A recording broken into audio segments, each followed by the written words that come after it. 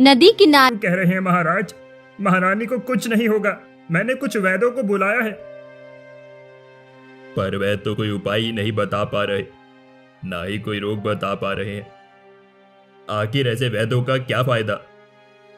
तभी वहां पर राजकुमार प्रताप सिंह आए। उन्होंने जब अपने पिता को इतना उदास देखा तो कहा, आप परेशान मत हो पिताजी, माँ बहुत जल्दी ठीक हो जाएंगी। मैं भी यही चाहता हूँ कि महारानी जल्दी ठीक हो जाए। धीरे धीरे समय गुजर रहा था, पर अभी रानी को कोई आराम नहीं मिला। और एक दिन अचानक रानी की तबीयत और ज्यादा खराब हो गई, जिस पर राजा ने कहा, मैं अपनी पत्नी को इस तरह नहीं छोड़ सकता। मुझे कुछ नए वैद्य को बुलाना ही पड़ेगा। सेनापति, पता लगाओ यहाँ पर सबसे बड़े वैद्य कौन हैं और उन्हें यहाँ पर लेकर आइए। ये कहकर सेनापति वहां से चला गया और उसने चारों तरफ ऐलान करवा दिया, जो भी रानी को ठीक करेगा उसे राजा बहुत बड़ा इनाम देंगे। ये सुनकर बहुत सारे वैद्य महल में आए, पर किसी ने भी रानी की बीमारी का पता नहीं लगा पाए। तभी एक वैद्य महल में आया। जब उसने महारानी को देखा तो देखते ही कहा, अरे, लगता है इन पर किसी ने काला जादू किया है। क्या काला जादू? ये आप क्या कह रहे हैं वैद्य जी? हमने आपको अपनी महारानी को ठीक करने के लिए बुलाया है। मैं जानता हूं महाराज, पर इन्हें कोई बीमारी नहीं है। ये सब काले जादू का प्रभाव है। ये सुनकर राजा काफी ज्यादा परेशान हुआ और उसने वैद्य से कहा, तो क्या इसका कोई उपाय नहीं है जिससे महारानी ठीक हो जाए? हाँ, एक उपाय है, वो जादुई फल। अगर जादुई फल मिल जाए तो महारानी ठीक हो जाएंगी। पर वो जादुई फल कहाँ होगा? हमें तो उसके बारे में कुछ नहीं पता। मुझे पता है वो जादुई फल कहाँ है। वहां तक पहुंचने के लिए आपको बहुत सारी कठिनाइयों का सामना करना पड़ेगा महाराज, और इस पूर्णिमा तक वो जादुई फल लाना होगा, वरना हम महारानी को नहीं बचा पाएंगे। ये सुनकर राजा बहुत ज्यादा परेशान हुए। उन्हें समझ नहीं आ रहा था कि वो क्या करे। तभी राजकुमार ने कहा, पिताजी, आप चिंता मत कीजिए, मैं जाऊंगा जादुई फल लेने के लिए। क्या तुम सच कह रहे हो बेटा? हाँ, मैं अपनी माँ को बचाने के लिए कुछ भी कर सकता हूँ। आप बताइए मुझे जाना कहाँ है? यहां से दक्षिण दिशा की तरफ एक बहुत बड़ी काली पहाड़ी मिलेगी। वहां चारों तरफ अंधेरा होगा। उस अंधेरे को पार करने के बाद तुम्हें एक जंगल मिलेगा, जहां पर तुम्हें एक बहुत बड़ा महल मिलेगा। उसी महल के बगीचे में वो फल है। पर याद रखना, वहां पर तुम्हें बहुत सारे खतरों का सामना करना पड़ेगा। चाहे कितने भी खतरों का सामना क्यों ना करना पड़े, पर मैं अपनी माँ को बचा कर ही रहूंगा। ये कहकर राजकुमार प्रताप सिंह जादुई फल लेने के लिए चले गए। वहीं राजा महारानी के पास बैठ गए और उनसे कहने लगे, आप बस एक बार ठीक हो जाइए, फिर मैं उसे छोड़ूंगा नहीं जिसने आपकी हालत की है। मैं उसे वो दंड दूंगा जिससे उसकी रूह तक कांप जाएगी। वही वैद्य ने कुछ दवाई दी और कहा, आप तब तक महारानी को ये दवाई दे दीजिए, क्योंकि महारानी का शरीर कमजोर न हो जाए। ये सुनकर महाराज ने उस दवाई को रानी को पिला दिया। दूसरी तरफ, अरे, ये मुझे किसने आवाज दी? राजकुमार ने इधर उधर देखा तो वहां कोई नजर नहीं आया, जिससे वो काफी हैरान हुए। अरे, यहाँ पर तो कोई दिखाई ही नहीं दे रहा। फिर ये आवाज मुझे किसने दी? तभी अचानक एक लोमड़ी उनके सामने आई। लोमड़ी को देखकर वो थोड़ा हैरान हुए। अरे ये तो एक लोमड़ी है, पर भला ये मुझे आवाज कैसे दे सकती है? पर तभी लोमड़ी ने कहा, राजकुमार, मैं आपको ही बुला रही हूँ, आपने सुना नहीं? लोमड़ी को बोलता देख राजकुमार प्रताप सिंह काफी ज्यादा हैरान हुए, तो अपनी आंखों पर उन्हें विश्वास ही नहीं हुआ। ये कैसे संभव हो सकता है? भला लोमड़ी कैसे बोल सकती है? आज के समय में हर चीज संभव है। मुझे पता है, आप अपनी माँ की जान बचाने के लिए जादुई फल लेने जा रहे हैं। ये सुनकर राजकुमार और ज्यादा हैरान हो गए कि भला इस लोमड़ी को कैसे पता। इस पर राजकुमार ने कहा, तुम्हें कैसे पता? सच सच बताओ, तुम कौन हो? मैं एक लोमड़ी हूँ जो इस जंगल में रहती हूँ, पर मुझे सब कुछ पता है। मैं आपकी मदद कर सकती हूँ उस जादुई फल तक पहुँचने में। पर तुम भला मेरी मदद क्यों करोगी? क्योंकि मुझे भी वो जादुई फल चाहिए है। ये सुनकर राजकुमार थोड़े हैरान हुए। तुम्हें भला उस जादुई फल का क्या करना है? वो मैं आपको बाद में बताऊंगी। अब आप बताइए, क्या आप मेरी मदद करेंगे तो मैं आपको वहाँ पर ले चलूं, क्योंकि इससे आपका भी फायदा है और मेरा भी। इससे मुझे भी जादुई फल मिल जाएगा और आपको भी। ये सुनकर राजकुमार थोड़े हैरान हुए और सोच में पड़ गई।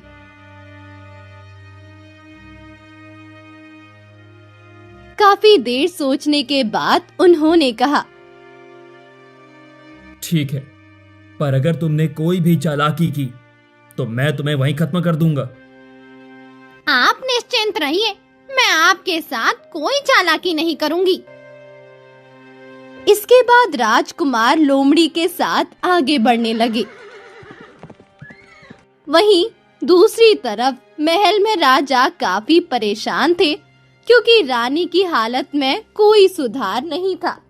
वैद्य लगातार दवाई दे रहा था। तभी वहां पर रानी की बहन कामिनी आई। कामिनी को देखकर राजा ने कहा, अरे तुम यहाँ पर अचानक कैसे आना हुआ? मुझे खबर मिली मेरी बहन की तबीयत खराब है, इसीलिए देखने चली आई। क्या हो गया मेरी बहन को? पता नहीं क्या हो गया है, समझ ही नहीं आ रहा। कुछ दिनों से महारानी की तबीयत बहुत ज्यादा खराब है। हे भगवान, लगता है मेरी दीदी को किसी की नजर लग गई है। आप चिंता मत कीजिए, ये जल्दी ठीक हो जाएंगी। हाँ हाँ, वैसे राजकुमार गए हैं अपनी माँ की दवाई लेने के लिए। ये तो बहुत अच्छी बात है। वैसे आप जाइए, मैं अपनी बहन के पास बैठी रहूंगी। आपको देखकर लग रहा है आप काफी ज्यादा थक गए हैं। नहीं नहीं, मैं थका नहीं हूँ। तुम आराम करो जाकर, तुम सफर से आई हो, मैं यहाँ पर बैठा रहूंगा। ये सुनकर कामिनी वहां से चली आई। अचानक कामिनी को देखकर महाराज थोड़े हैरान हुए और उन्होंने सेनापति से कहा, ये बात बाहर किसने जाने दी कि महारानी की तबीयत खराब है? महाराज, मैंने तो इस बारे में किसी को कुछ नहीं बताया। शायद किसी दास दासी ने ऐसा किया हो। जिसने भी ऐसा किया हो उसे बंदी बना लिया जाए, क्योंकि मैं नहीं चाहता हूं मेरी महारानी को कुछ भी हो। क्योंकि अगर लोगों को पता लगा तो वो लोग महारानी को मारने की कोशिश करेंगे। ठीक है महाराज, आप परेशान मत होइए। इसके बाद सेनापति वहां से चला गया। तभी लोमड़ी ने राजकुमार से कहा, वैसे आपको यहाँ पर जिसने भेजा है उसने आपको ये तो बता दिया होगा ना कि यहाँ पर एक जादूगर भी रहता है। क्या? जादूगर? नहीं नहीं, मुझे तो नहीं पता। अरे उस काली पहाड़ी पर एक जादूगर रहता है जो बड़ा ही खतरनाक है। आपको उससे बचकर रहना पड़ेगा। अच्छा, और तुम्हें क्या क्या पता है? और जब हम उस काली पहाड़ी को पार कर लेंगे तो हमें एक जंगल मिलेगा जहाँ एक सुनहरे रंग का हिरण है। वही हमें उस महल तक ले जाएगा जहाँ पर एक सुंदर सी राजकुमारी रहती है, मैनावती। क्या? मैनावती? तुम उस राजकुमारी को जानती हो? नहीं नहीं, मैं उस राजकुमारी को नहीं जानती, पर अगर आपने मैनावती को मना लिया तो वो आपको जादुई फल दे देंगी, क्योंकि मैनावती के पिता आपको फल नहीं देंगे। ये सुनकर राजकुमार सोच में पड़ गए। तुम चिंता मत करो, मैं राजकुमारी को मना लूंगा। तुम बस मेरे साथ रास्ता बताओ। इसके बाद वो लोग आराम से चलते जा रहे थे।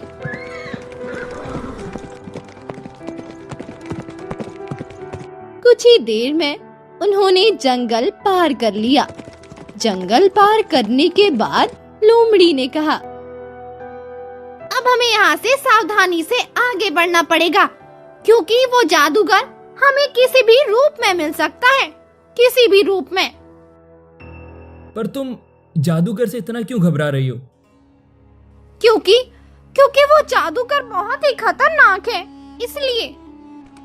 अभी वो लोग आगे जा ही रहे थे, तभी उन्हें एक सामने गांव दिखाई दिया। गांव को देखकर प्रताप सिंह ने कहा, अरे ये तो कोई गांव लग रहा है। हाँ, इसी गांव को पार करके वो ऊपर देख रहे हो, वो काली पहाड़ी, वही काली पहाड़ी है। राजकुमार ने जब उस तरफ देखा तो वहाँ पर एक बहुत बड़ी पहाड़ी थी, जहाँ पर अंधेरा सा महसूस हो रहा था।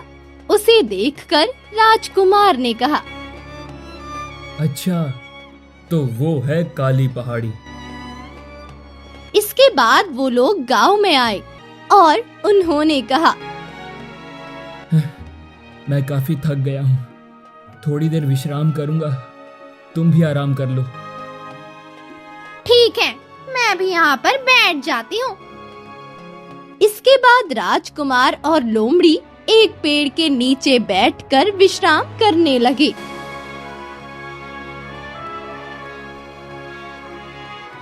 तभी वहाँ पर एक बूढ़ा आदमी आया और बोला, अरे तुम लोग तो इस गांव के नहीं लगते हो, तुम लोग कहाँ से हो? मैं दूसरे राज्य का राजकुमार हूँ, जो यहाँ पर किसी काम से आया है। ये तो बड़ी अच्छी बात है, आप हमारे यहाँ पधारे हैं। वैसे हमारे गांव में किसी भी राजा का शासन नहीं चलता है। पर ऐसा क्यों है? क्योंकि यहाँ पर हमारे खुद के राजा हैं, जो हम लोगों का बहुत ध्यान रखते हैं। यह तो बहुत अच्छी बात है। क्या हम उनसे मिल सकते हैं? हाँ, क्यों नहीं। चलो, मैं तुम्हें अपने राजा के पास लेकर चलता हूँ। इसके बाद बूढ़े ये हमें कहाँ ले जा रहा है? चुपचाप चलते रहो, पता लग जाएगा। राजकुमार की बात सुनकर लोमड़ी ने कुछ नहीं कहा। तभी बूढ़ा आदमी रुक गया, जिसे देखकर राजकुमार प्रताप सिंह ने कहा, अरे यहाँ पर तो कोई नजर नहीं आ रहा है। आपके राजा कहाँ पर हैं? अरे जरा यहाँ पर देखिए, आपको मेरे राजा दिख जाएंगे। ये सुनकर राजकुमार जैसे ही आगे बढ़े, वैसे ही बूढ़े आदमी ने राजकुमार को धक्का दिया और वो एक गहरे गड्ढे में जाकर गिरे। ये सब देखकर बूढ़ा आदमी जोर जोर से हंसने लगा, जिसे देखकर राजकुमार काफी ज्यादा क्रोधित हुए और बोले, ये क्या दुस्साहस है? तुम्हें पता नहीं है कि मैं राजकुमार हूँ? मुझे पता है, पर तुम्हें नहीं पता कि मैं कौन हूँ। ये कहकर वो बूढ़ा आदमी तांत्रिक में बदल गया। जादूगर को देखकर राजकुमार काफी हैरान हुए और बोले, अच्छा, तो ये तुम हो। मुझे बताया गया था। वैसे तुमने मेरे साथ ये अच्छा नहीं किया। अच्छा बुरा क्या होता है ये मुझे भी नहीं पता। अब तुम इसी गड्ढे में बने रहो, तब तक मैं तुम्हारा रूप लेकर महल जाता हूँ। ये सुनकर राजकुमार बहुत ज्यादा दुखी हुए, क्योंकि अगर तांत्रिक रूप बदलकर महल पहुंच गया तो वो अपनी माँ को नहीं बचा पाएंगे, जिस पर राजकुमार ने लोमड़ी से मदद मांगी। मेरी मदद करो, तुम देख क्या रही हो? ठीक है राजकुमार, आप चिंता मत कीजिए, मैं अभी आपकी मदद करती हूँ। ये कहकर लोमड़ी ने एक रस्सी फेंकी। रस्सी को देखकर राजकुमार काफी हैरान हुए और बोले, ये रस्सी तुम्हारे पास कहाँ से आ गई? अभी आप इस बात पर ध्यान न देकर बाहर निकल आइए, क्योंकि आपको जादूगर को रोकना है। ये सुनकर वो जल्दी से गड्ढे से बाहर आए और उन्होंने जादूगर से कहा, रुक जाओ, वरना मुझसे बुरा कोई नहीं होगा। अच्छा, तो अब तुम मुझे धमकी दे रहे हो? तुम्हें पता नहीं है कि मैं बहुत शक्तिशाली हूँ। और तुम्हें भी पता नहीं है कि मैं भी बहुत शक्तिशाली और बलवान हूँ। ये कहकर राजकुमार ने जादूगर पर वार किया, जिससे जादूगर की एक पोटली फट गई, जिसे देखकर जादूगर बहुत ज्यादा गुस्से में आ गया और बोला, ये तूने क्या किया? तुझे पता भी है तूने मेरी पोटली फाड़ दी। ये सब देखकर लोमड़ी थोड़ी हैरान हुई और उसने जब उस पोटली में से गिरी काली चीज को देखा तो कहा, राजकुमार, राजकुमार, आप इसे मार दीजिए, अब ये कुछ भी नहीं कर पाएगा। ये तुम क्या कह रही हो लोमड़ी? हाँ, मैं ठीक कह रही हूँ। इसकी जादुई शक्तियों की पोटली को आपने फाड़ दिया है। ये देखिए, ये रही इसकी काली शक्तियाँ। अब आप इसे आराम से मार सकते हैं। ये सुनकर राजकुमार ने तलवार ली और जादूगर के पेट पर मार दिया, जिससे जादूगर वहीं मर गया। जादूगर के मर जाने के बाद लोमड़ी ने कहा, अब हमें यहाँ से चलना चाहिए। ये कहकर वो लोग काली पहाड़ी की तरफ बढ़े।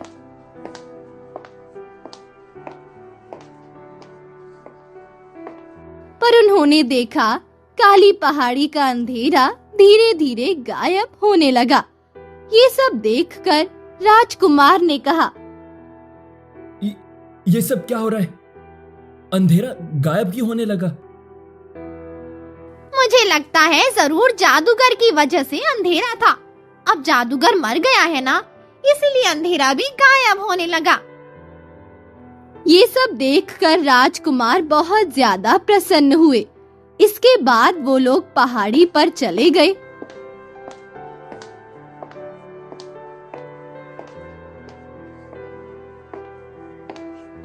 पहाड़ी से नीचे का नजारा देखने में बहुत ही भयानक लग रहा था। पहाड़ी पार करने के बाद उन्हें एक जंगल मिला। जंगल को देखकर राजकुमार ने कहा,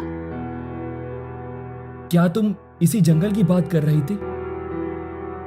हाँ, मैं इसी जंगल की बात कर रही थी। अब आपको यहाँ पर एक सुनहरे रंग का हिरण मिलेगा और वही हमें उस राजकुमारी के महल तक ले जाएगा। ये सुनकर राजकुमार आगे बढ़ने लगे।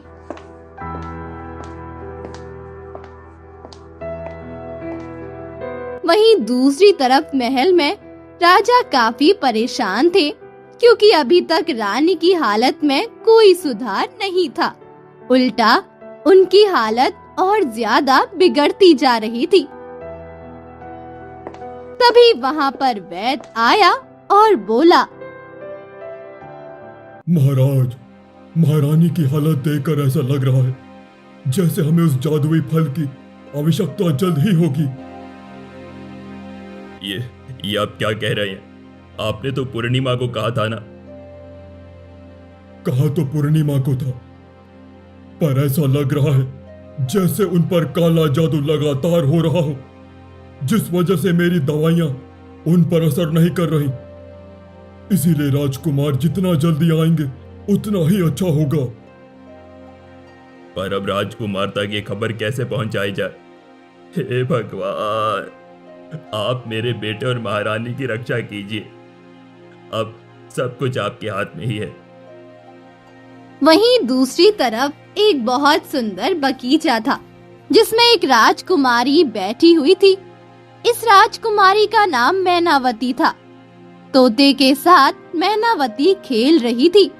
तभी उसके पिता ने आवाज दी, राजकुमारी, अंदर आ जाइए, शाम होने वाली है। हाँ हाँ पिताजी, मैं भी आ रही हूँ। थोड़ी देर और खेलने दीजिए ना। नहीं नहीं, शाम होने को आ रही है, आ जाइए। वैसे भी अब सैनिक बगीचे में पहरा देंगे। ये सुनकर राजकुमारी बगीचे में चली आई, क्योंकि इस बगीचे में ही जादुई फल का पेड़ था जिस पर सैनिक चारों तरफ से पहरा दे रहे थे। वहाँ कोई भी आ जा नहीं सकता था। यहाँ तक कि उस बगीचे में कोई परिंदा भी पर नहीं मार सकता था। वहीं दूसरी तरफ राजकुमार प्रताप सिंह और लोमड़ी चलती आ रहे थे। तभी लोमड़ी ने कहा, सुनहरा हिरण यहीं कहीं होना चाहिए। आप उसे पुकारिए, तभी वो आएगा। क्या वो मेरी आवाज सुन पाएगा? हाँ हाँ, क्यों नहीं, आप उसे पुकारिए। अगर वो यहाँ हुआ तो जरूर आएगा, क्योंकि उसका मिलना जरूरी है, वरना हम लोग महल तक नहीं पहुँच पाएंगे। क्या तुम महल का रास्ता नहीं जानती हो क्या? नहीं नहीं, महल का रास्ता तो मैं जानती हूँ, पर सुनहरा हिरण उस महल के रास्ते की चाबी है। जब तक वो नहीं मिलेगा तब तक उस महल तक नहीं पहुँचा जा सकता। ये सुनकर राजकुमार प्रताप सिंह काफी ज्यादा हैरान हुए कि आखिर ये कैसी मायावी दुनिया है। इसके बाद उन्होंने जादुई हिरण को पुकारना शुरू कर दिया। तभी अचानक उनके सामने एक सुनहरा रंग का हिरण आया और उसे देखकर प्रताप सिंह ने कहा, क्या यही वो सुनहरे रंग का हिरण है? हाँ राजकुमार, यही वो सुनहरे रंग का हिरण है।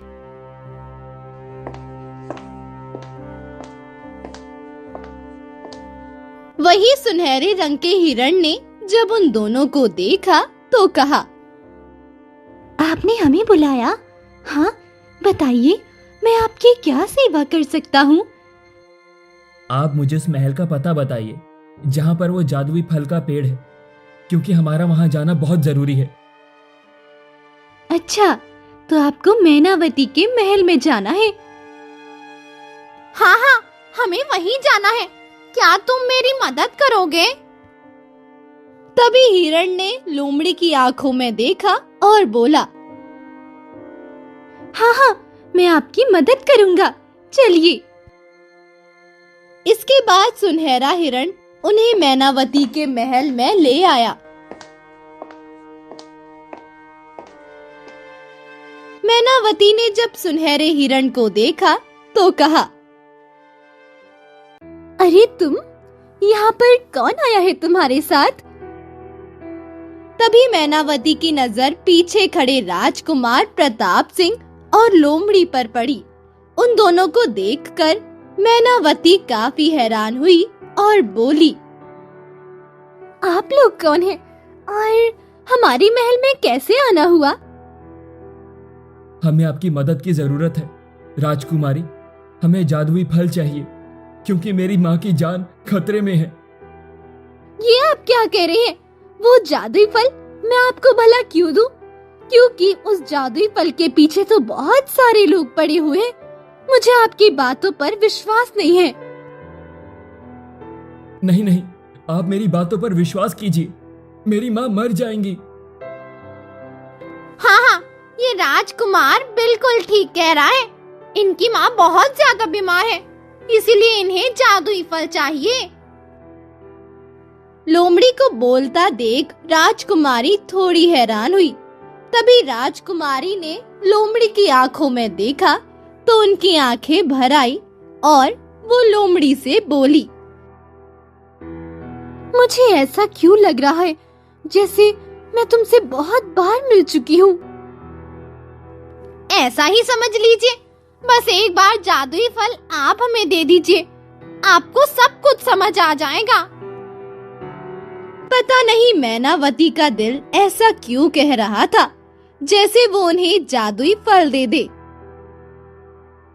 तभी वहां पर राजा मान सिंह आ गए और उन्होंने कहा,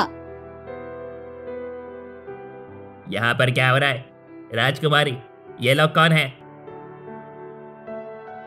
इस पर राजकुमारी ने अपने पिता को सारी बात बताई, जिसे सुनकर राजा ने कहा, नहीं नहीं, हम तुम्हें वो जादुई फल नहीं लेने देंगे। जरूर तुम कोई दुष्ट इंसान हो जो जादुई फल लेना चाहते हो। नहीं नहीं, आप मेरी बातों का विश्वास कीजिए। मेरी माँ जिंदगी और मौत के बीच में झूल रही है। अगर जादुई फल मिल जाएगा तो वो बच जाएंगी। वही लोमड़ी ने भी उन्हें काफी समझाया, पर वो नहीं माने। तभी लोमड़ी ने कहा, राजकुमारी, क्या आपको पता है आपकी सहेली कलावती कहाँ है? आप तो उससे बहुत प्रेम करती है ना? तुम्हें मेरी सहेली के बारे में कैसे पता? हाँ, मुझे उसके बारे में सब कुछ पता है। अगर तुम जादुई फल दोगी तो मैं तुम्हें तुम्हारी सहेली का पता दे दूंगी। ये सुनकर राजकुमारी काफी परेशान हुई, क्योंकि उनकी सहेली कलावती बहुत दिनों से गायब थी। इस पर राजकुमारी ने अपने पिता से कहा, पिताजी, आप इन्हें वो जादुई फल दे दीजिए। मैं अपनी सहेली को नहीं खोना चाहती। राजा मान सिंह को भी पता था राजकुमारी अपनी सहेली से बहुत प्रेम करती है और उन्होंने कहा, ठीक है, मैं तुम्हें वो जादुई फल देता हूँ। ये कहकर राजा ने सैनिक को भेजा और 2 जादुई फल लाए गए। लोमड़ी ने जल्दी से जादुई फल को खा लिया और तभी एक चमत्कार हुआ। लोमड़ी कलावती में बदल गई। अपनी सहेली को देखकर मैनावती काफी हैरान हुई और बोली,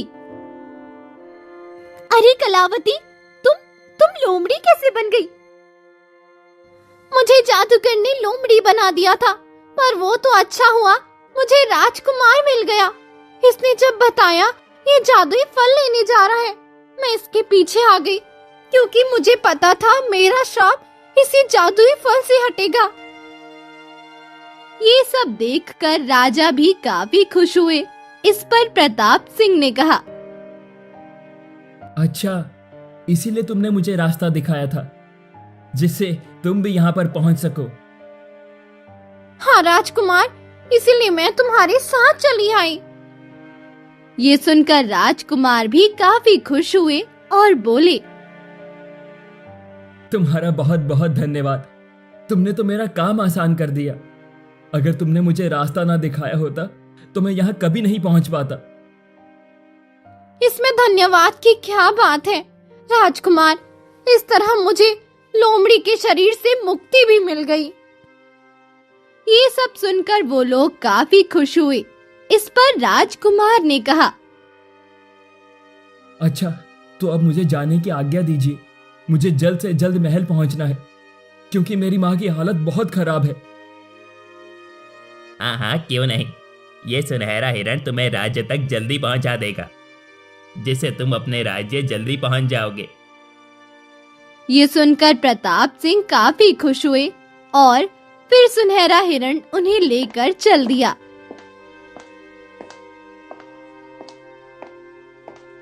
सुनहरे हिरण ने उन्हें बहुत जल्दी महल तक पहुंचा दिया, जिस पर राजकुमार ने कहा, तुम्हारा बहुत बहुत धन्यवाद सुनहरे हिरण। वहीं दूसरी तरफ सेनापति महल में इधर उधर घूम रहा था। तभी उसकी नजर कामिनी के कक्ष में गई और उसने देखा कामिनी एक गुड़िया में कुछ कर रही थी। ये सब देखकर वो समझ गया कि कामिनी है जो काला जादू करती है और उसने राजा के पास जाकर सारी बात बताई।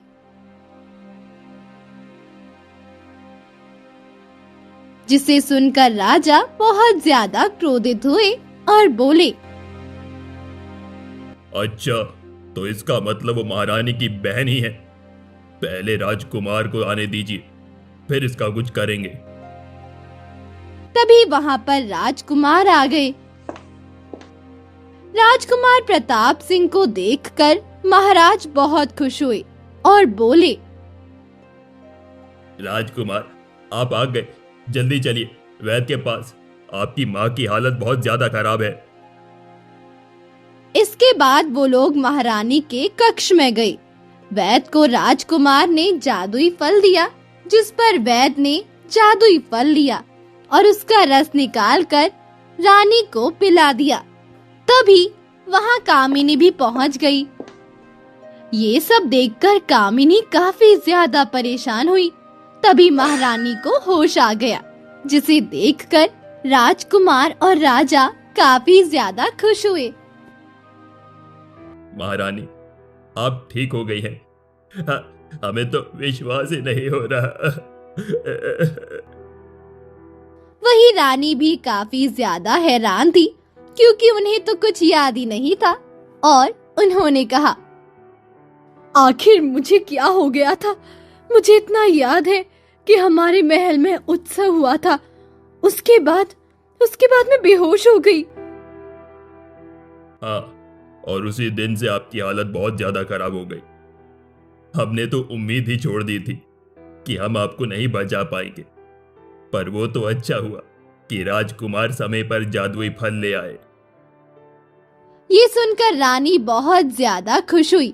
तभी रानी की नजर अपनी बहन पर गई और उन्होंने कहा, अरे कामिनी, तुम यहाँ पर? हाँ, कामिनी तुम्हें ही देखने आई थी, क्योंकि ये तुम्हें बहुत प्यार करती है। क्यों, सही कहा ना? हाँ महाराज, आप बिल्कुल ठीक कह रहे हैं। मैं अपनी बहन से बहुत प्यार करती हूँ। हाँ, सही कह रही हो। इसीलिए तुमने अपनी बहन पर काला जादू किया था। ये सब सुनकर कामिनी बुरी तरह घबरा गई। वही रानी भी काफी ज्यादा हैरान हुई कि राजा ये सब क्या कह रहे हैं, और रानी ने कहा, ये आप क्या कह रहे हैं महाराज? मैं सच कह रहा हूं। सेनापति ने अपनी आंखों से देखा है। ये तुम पर काला जादू कर रही थी, जिससे ये तुम्हें मार पाए। क्यों, सही कहा ना? पर तुमने ऐसा क्यों किया? हाँ, मैंने ही किया है ये सब, जिससे मैं अपनी बहन को मार सकूं, क्योंकि मुझे इससे जलन होती थी। ये यहाँ महारानी बनी बैठी, वही मेरा विवाह एक सेनापति के साथ हुआ। इसीलिए मैंने सोचा मैं इसे मार दूंगी तो मैं इसकी जगह ले लूंगी। ये सुनकर रानी काफी ज्यादा हैरान हुई और बोली, मुझे तुमसे ऐसी उम्मीद नहीं थी। मेरी बहन होने के बाद भी तूने ऐसा सोचा। इससे अच्छा होता मेरी कोई बहन ही नहीं होती। वही राजकुमार भी काफी हैरान हुए। ये सुनकर सेनापति ने कामिनी को बंदी बना लिया और उसे कारागार में डाल दिया गया, जिससे रानी थोड़ी दुखी हुई। पर जब उन्होंने अपने पति और बेटे को देखा तो वो बहुत ज्यादा खुश हुई और बोली, जो कुछ हुआ उसके लिए मुझे माफ कर दीजिए महाराज। मुझे नहीं पता था मेरी बहन ऐसा कुछ करेगी। अरे तुम माफी क्यों मांग रही हो रानी? तुम्हें क्या पता है? तुम्हें क्या पता था कि तुम्हारी बहन ऐसा करेंगी? हाँ माँ, पिताजी बिल्कुल ठीक कह रहे हैं और मुझे बहुत खुशी है कि आप बिल्कुल ठीक हो गई हैं। और मुझे भी बहुत खुशी है जो मुझे इतना प्यार करने वाला परिवार मिला, जिसकी बदौलत मैं मौत के मुंह से निकल आई। ये सुनकर राजा और राजकुमार काफी ज्यादा प्रसन्न हुए और इसके बाद वो लोग आराम से रहने लगे और अब राजा आराम से अपना राज्य चलाने लगे।